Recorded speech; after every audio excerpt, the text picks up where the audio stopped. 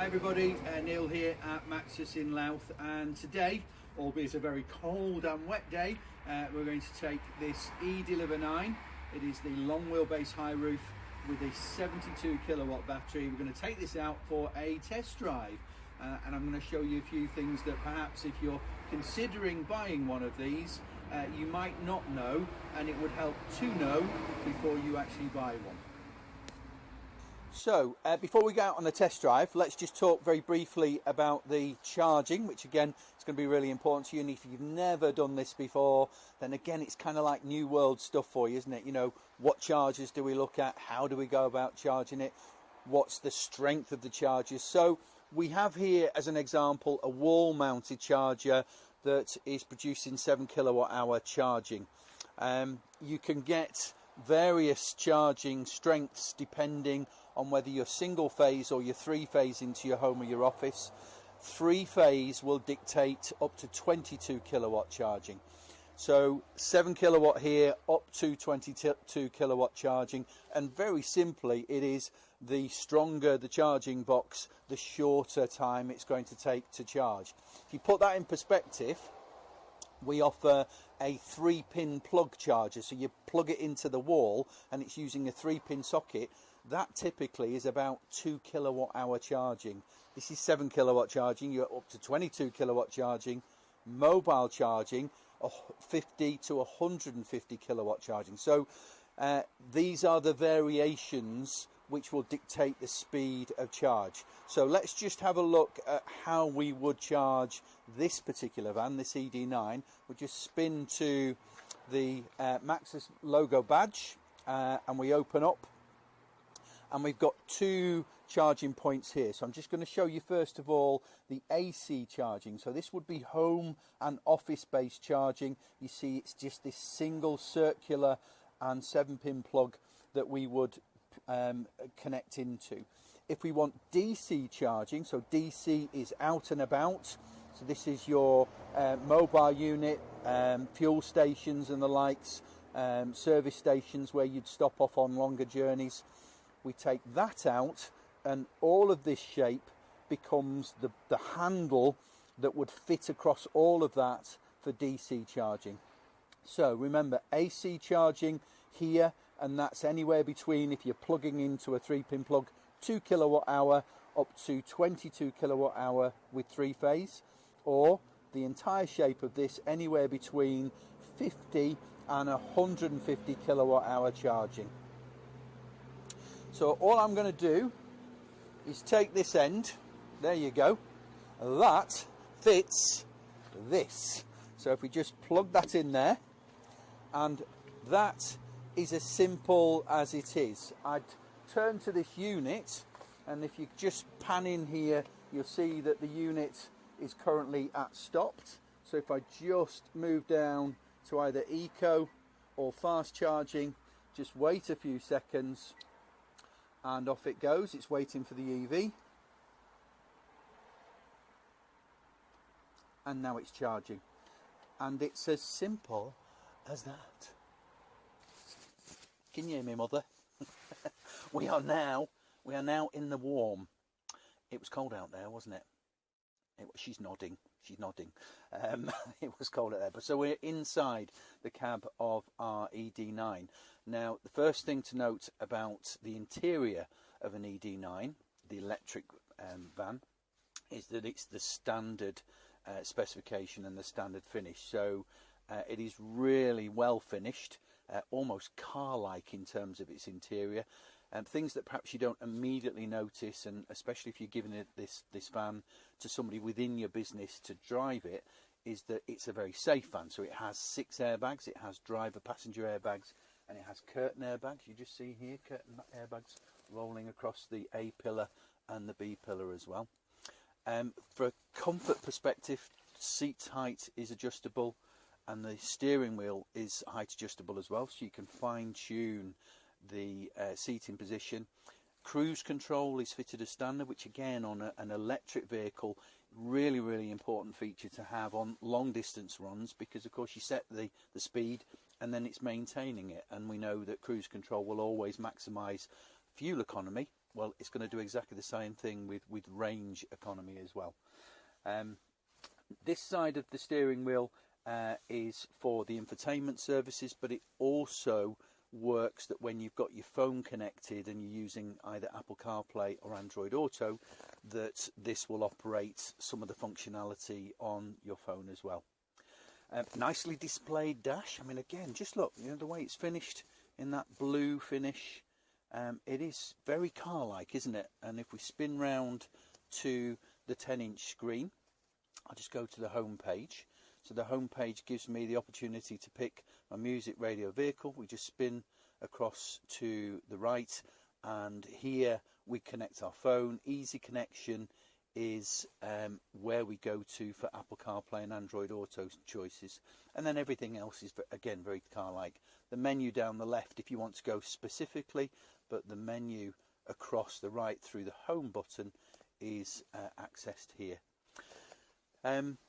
Other features that aren't immediately obvious: lane departure warning and air conditioning fitted as standard. Not that we've got the air conditioning on right now. Now, I don't know how much you've used of Apple CarPlay or Android Auto, but one of the big selling features for this van with this 10-inch screen is the fact that you can get Apple CarPlay and Android Auto. So just simple things like, does it have sat-nav? Well, it does through your phone, which is the most up-to-date maps you could ever wish for.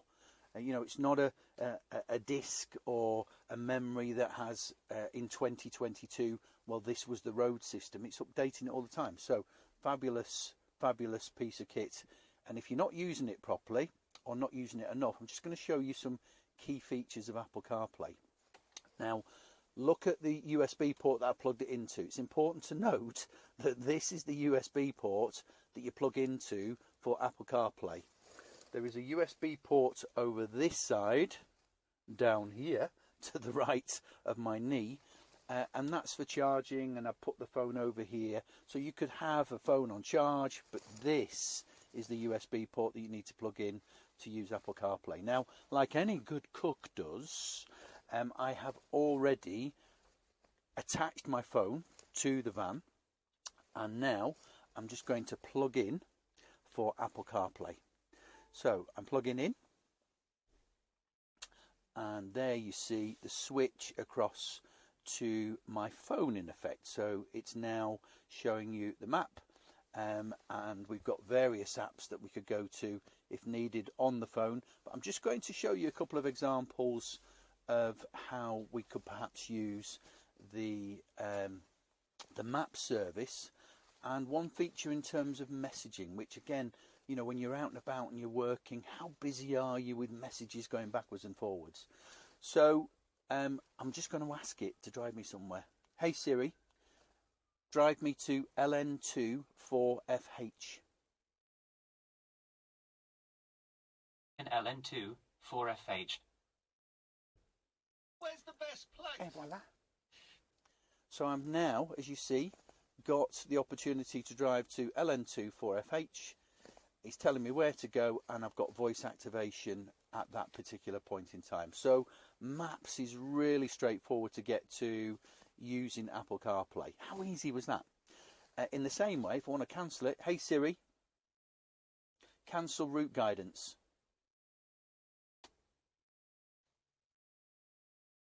You bothering getting And route guidance is cancelled. Very, very straightforward. So that is Maps, but I'm just going to show you one other feature in terms of messaging. So WhatsApp, you get WhatsApp and you get messaging. How often you go to your phone and be checking into your phone to see if you've got any messages. Where your eyes are in the right place. That's where they should be. It should be here. So I'm driving very comfortably, and I want to ask Siri, hey Siri, have I got any unread WhatsApp messages? Here hurrah, JTK Auto sent a new message. Hey Neil, don't forget to bring back lunch. Would you like to reply? No, I flipping wouldn't, because she's not getting it from me. She owes me lunches. For weeks I've been buying her lunch, and she's doing it again. How dare she? So, no! But I won't send that message. I won't send that message. I don't think I've sent that message. I haven't. How clever is that? And that is the benefits of Apple CarPlay. Is that good? Right, so we're ready to drive this baby. This is an ED9 with a 72 kilowatt battery, full electric panel van, L3H2 in terms of our range. Very straightforward to drive. Of course, with it being electric, it's an automatic gearbox. So if we just pan round to the automatic gearbox, what I want to show you first of all is the options of typically with an automatic gearbox: a park position, reverse, neutral and drive. Now you can see the plus or minus. Now that's not a sports gearbox. What that's connected to is the regeneration modes that you can set on this vehicle. So again, potentially something that if you're buying you might not automatically see, or it might not be shown you, which will be a waste. So I'm just going to pull the gear lever down to this position, to the drive position. Now you'll see that the lever will knock across, and now I'm working with the plus or the minus. Now the regeneration is in effect an automatic braking that is putting power back into the batteries, and you can set that at 3 levels. Now if you can see through here onto the dash, you see in this bottom right hand corner that I'm in drive with a number 1 identified. So that is at the lowest point of regeneration. So all I need to do with the gear shift is tap it up, and I'm tapping to 2 or I'm tapping to 3. And 3 is the maximum power regeneration that you will get. That would allow me almost to drive this with 1 foot on the accelerator, and as I get used to it, as I take my foot off the accelerator, the braking is sufficient enough for me to slow virtually to a standstill, not complete standstill, but virtually standstill without even touching the brake. So again, long term, how much is this saving you on brakes if you use the 3 setting and not using the brake pedal very much? You might have also noticed, whilst we're very warm in this cab now, that I've lost the tyre pressure sensor. I've lost a tyre pressure sensor in my car today. You've lost yours, haven't you? Hey, it's the cold weather. What's it done to our tyres? So there's nothing wrong. It's just saying that the tyre pressures aren't quite right because the weather's freezing. Anyway, shall we drive this? Let's just... Woo!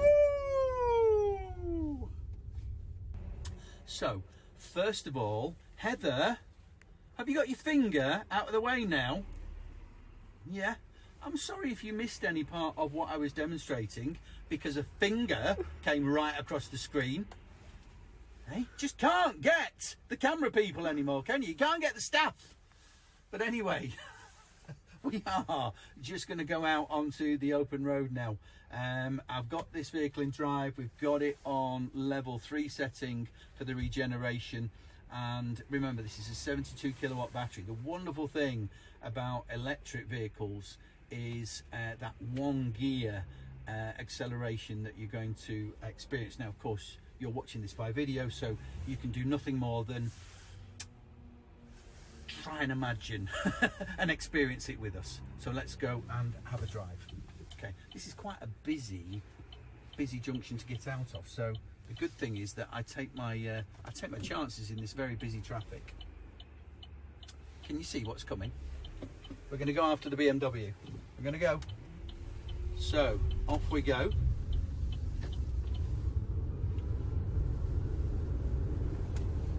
How quiet is that? How quiet is that? And it's so comfortable. It's very, very unnerving when you think you're actually in a van and it's so quiet in the cab. You'd expect there to be lots of noise, typical of vans.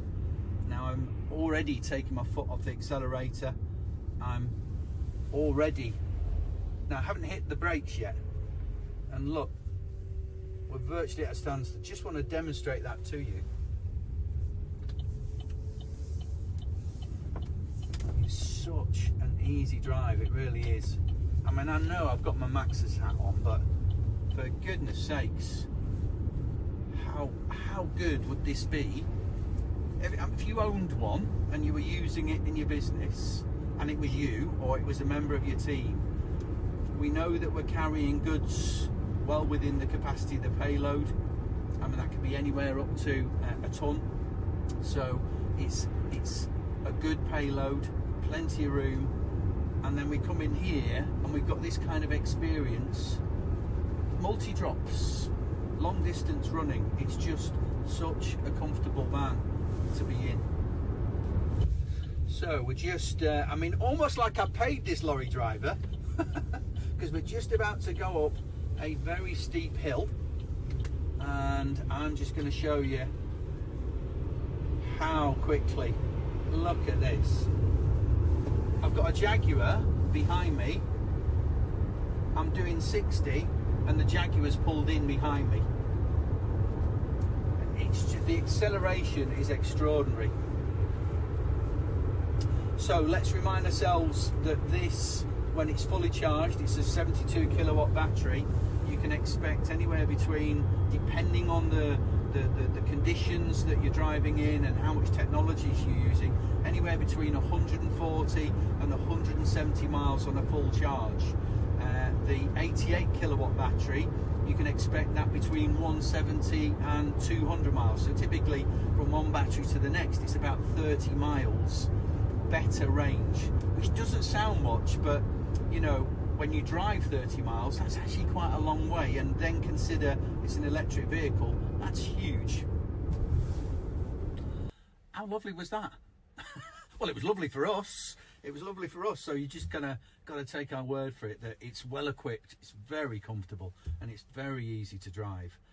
So one other thing, just in terms of that very easy to drive, it does have a reversing camera. It has front and rear parking sensors as well. So if we just spin round, and I'm just going to pop it into reverse and let you see what I'm looking at. So you've got front and rear parking sensors, and you've got the camera as well that's mounted at the top of the rear door. So it's got a really commanding view of what we're seeing when we're reversing. And as you can see, for somebody like me who's very amateur in terms of his parking ability, it's even made easy for me that I can see what I'm near to, where I'm heading, and I might be just a little bit out of sync with that parking spot, but I'm going for it. And now we're getting the hatch lines just telling me how close I'm getting, and that, when I get that, I'm about a foot away. So always remember that you're about a foot away when you get that signal, so don't really push it any further than that. And that's how easy it is to park an ED9. So that is our test drive in this Maxus eDeliver 9. I hope that outside, inside and the test drive, those things have actually helped you if you are considering going down the route of having an electric van. Of course, if there is anything that I've not covered, then feel free to get in touch with me. Drayton Motors Maxus is where we're based. Neil, I'm the van man here, and of course there's lots more videos that are on and will still be coming on Drayton Motors Maxus YouTube account. If there's something specifically that you would like me to cover off, then let me know what that is, and I'm happy to put that video together. But yeah, we are early doors with Maxus 2020. They launched into the UK, so we've been open here in Louth since January 2022, and there's lots more to come from us. So hope that you'll follow us, hope that you'll pass on our videos to your friends who are perhaps looking at electric vans as well, and talk to you again soon.